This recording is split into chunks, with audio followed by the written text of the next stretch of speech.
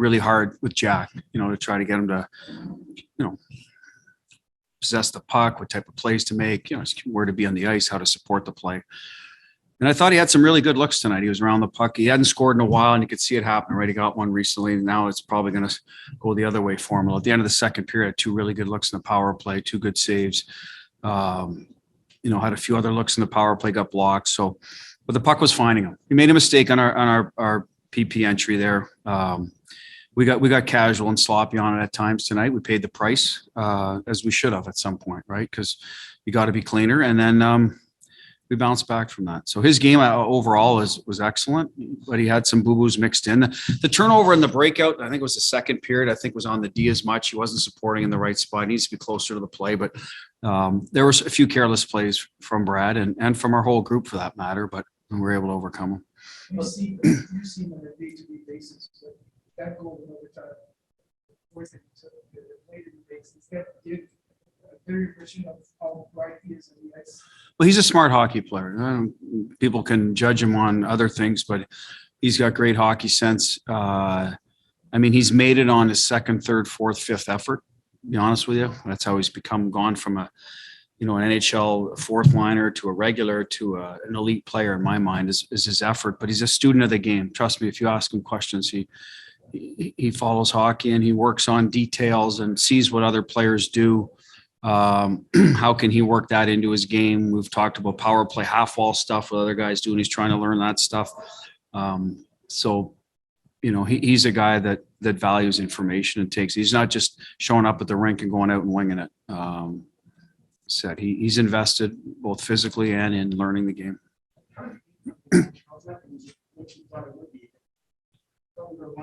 We hadn't seen him in a while. They made a coaching change. We talked about some of the adjustments. They seem to be playing with, maybe a little more attack energy, getting their D involved. For us, it's always about, we try not to change our game no matter what. Obviously, there's adjustments you make, but when teams are jumping up the ice, you got to make sure you have structure through the neutral zone. I thought that wasn't bad tonight. I thought our problem was our puck management, and that gets us sometimes. We weren't executing clean, so now you're forcing plays, making soft plays in the neutral zone in your backhand. Obviously, the second goal is a soft, it's a careless play, so that's where we got into trouble. Otherwise, I thought, we did a lot of things well in terms of getting on top of pucks, getting to the inside, getting to the net. Had some good looks. He made some good saves, our goaltender. We were able to slip one by him late to give us a chance, but so that's how I saw our game play out. But they look like they're, they made a change in a more energetic team, but I don't see them every day. So that was just my opinion tonight. Crowd was into it. It was a good Bruins Habs, vocal crowd. So that was good. Speaking of made some big saves for you guys, and give you that chance to kind of come back inside. But just your thoughts on his poise. We've seen plenty of games go away from the Bruins in the past. Just the way he was embracing it almost. Yeah, he has always had composure. I think he understands the rivalry. We always discuss it. As I've said this before, I don't care. Maybe that's me as a kid growing up. But first place, last place, somewhere in between either team, it's still a passionate game. I thought that was, what took place tonight. Both teams were into it. They were physical early, had a couple of big hits, and we tried to respond with that and let the game play out. So I thought it was a good hockey game. Either team could have won. And as for Swayman, like I said, I don't think that the moments bother him at all. It was a bit like McAvoy that way as a young guy. There are exceptions when they come in as young players that can rise up as the temperature of the game goes up and the importance of the game, their game goes up. And Swayman seems to be that guy too. Time for 2 more. Any sense of, sorry, that's been addressable, but any sense of a return to normalcy, the fact that it had been so long since you guys have played here, have the Bruins and Canadians playing?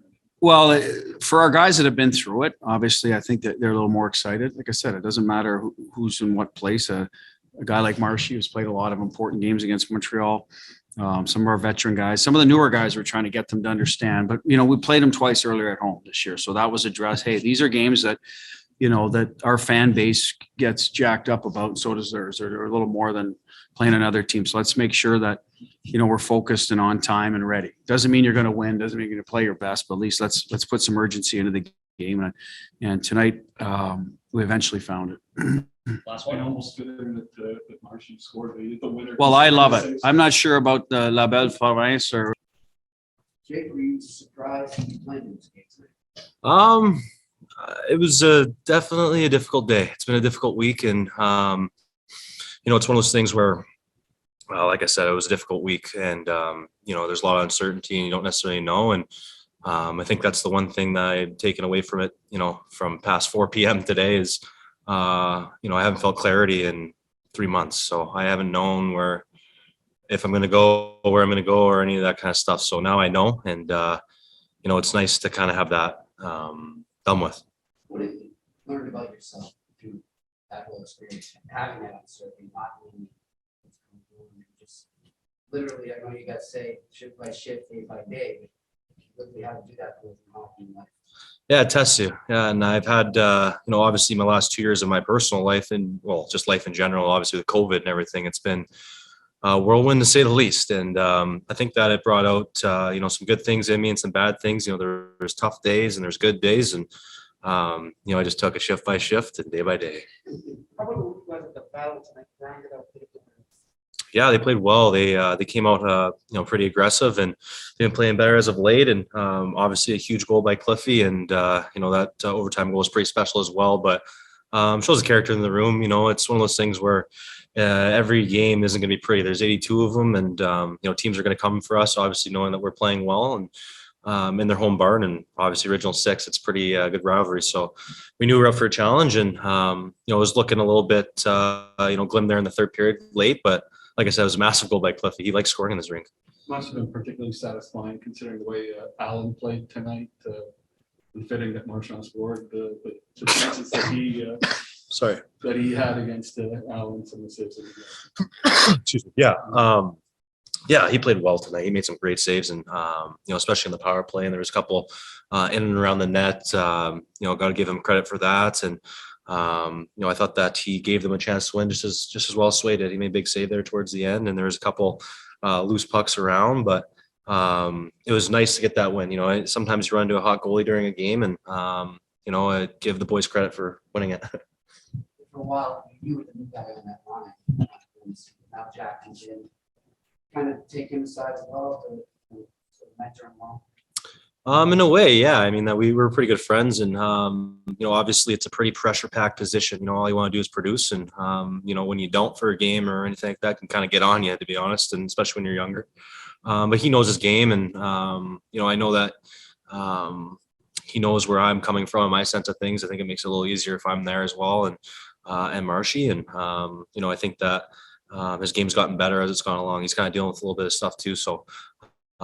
He's playing hard. When you're the rival in the other building and you get to score, your team gets to score an overtime goal like this, where does that rank in terms of like the great feelings in sports?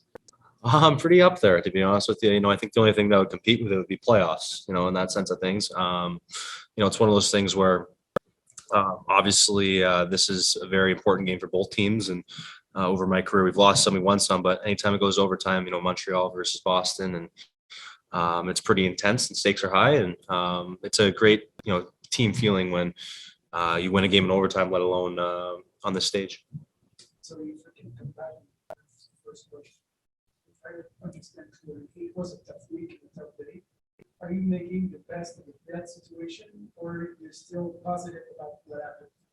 I don't think it's necessarily it's one of those things where I don't look at it as a negative situation. Anytime that you can play for a team that has a chance to win the Stanley Cup, it's a positive, and that's why I play the game, is to win the Stanley Cup. And I'm comfortable with these guys. I grew up with this team and was drafted by them, and it's one of those things where it kind of hits you a little bit in the sense, but it hits you in the right way. And obviously I'm playing on a very good line at the moment, and I'll do anything I can to stay there and help the team win. And like I said, it's all about winning the Stanley Cup at this point, and I think anybody can get behind that.